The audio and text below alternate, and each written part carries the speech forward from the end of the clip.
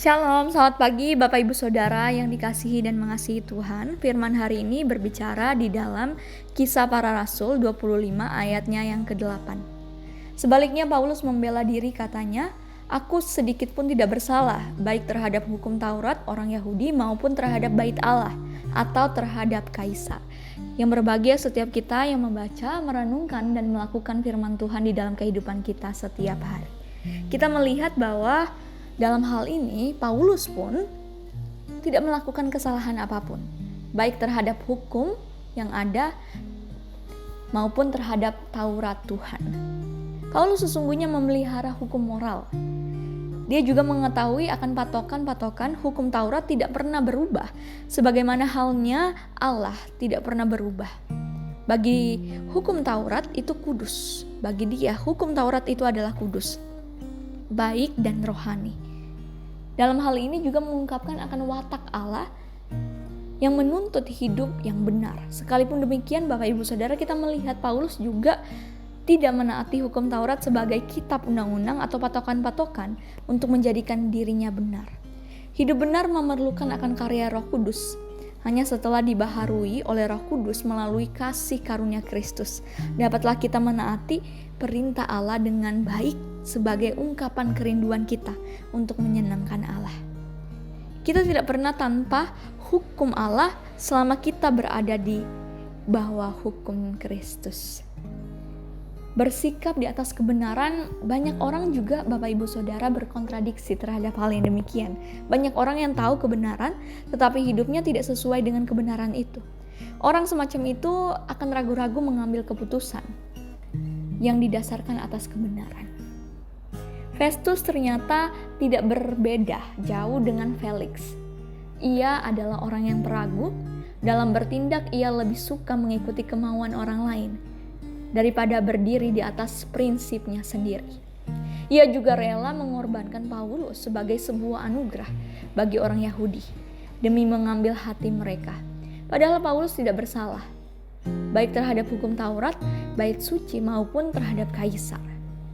Orang Yahudi sendiri, Bapak Ibu Saudara, juga tahu bahwa tidak dapat membuktikan kesalahan yang mereka tuduhkan, dan Festus sendiri mengakui bahwa Paulus tidak bersalah. Karena itu Paulus menegur perbuatannya. Paulus juga menuntut haknya sebagai warga negara Romawi dengan naik banding kepada Kaisar. Sikap Festus yang peragu juga membuat dirinya sendiri mengalami kesulitan dalam memeriksa perkara Paulus, serta dalam menuliskan surat pengantar kepada Kaisar tentang tuduhan-tuduhan yang diajukan kepada Paulus. Terlebih masalah Paulus adalah masalah agama, bukan masalah hukum. Oleh karena itu, ia harus meminta masukan dari Raja Agripa II, yaitu saudara dari Drusilla, istri Felix sendiri, dan orang-orang yang terkemuka di Kaisarea. Hal ini membuat dia mengalami dilema, Bapak Ibu Saudara, karena takut mengirimkan seorang tahanan kepada Kaisar tanpa memaparkan kesalahan atau tuduhannya. Begitulah kesulitan yang akan dialami orang yang tidak berani tegas dalam mengambil keputusan berdasarkan kebenaran. Selain merugikan orang lain, sesungguhnya kita juga merugikan diri kita secara pribadi. Pada awalnya kita akan menjadi gelisah karena tindakan kita bertentangan dengan hati kita. Dan lama-kelamaan hati nurani kita akan menjadi tumpul dan tidak peka terhadap kebenaran.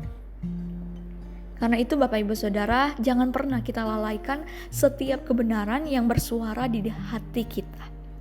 Ketika kita bertindak atau kita mengambil suatu keputusan, selain itu pertajamlah suatu kebenaran di dalam suara hati melalui firman Tuhan yang kita baca setiap hari, kita renungkan, dan kita dengar setiap hari. Mari kita berdoa.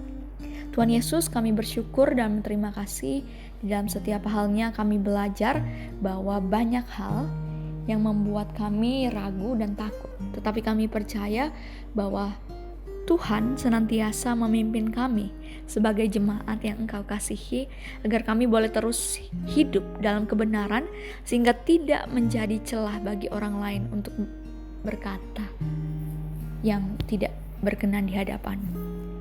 Kami banyak belajar bahwa di dalam mengambil hati Engkau, kami harus belajar dari firman Tuhan. Dan kami percaya bagaimanapun hal itu terjadi dalam kehidupan kami. Kami tidak takut bahwa Engkau ada bersama-sama dengan kami. Dan kami menghadapi tantangan apapun itu berdasarkan kepada kehendak dan maksud Engkau saja. Kami juga bersyukur di dalamnya Tuhan masih memimpin setiap kami, memberkati setiap kami jemaat GKT Banyuwangi, dan kami bersyukur juga untuk Danielo Kujonro yang berulang tahun beserta dengan Elia, Sevanya, Giovanni.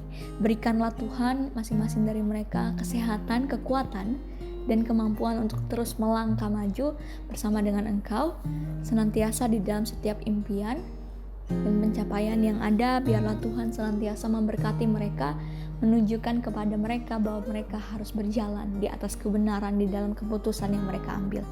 Inilah setiap doa dan permohonan kami, pimpinan sertai aktivitas kegiatan kami, baik sekolah kami, studi kami, pekerjaan kami, dan apapun itu Tuhan, agar berkenan di hadapan Engkau. Inilah doa kami, di dalam nama Yesus Kristus kami berdoa dan mengucap syukur. Amin. Selamat beraktivitas bagi Bapak Ibu Saudara. Tuhan Yesus memberkati.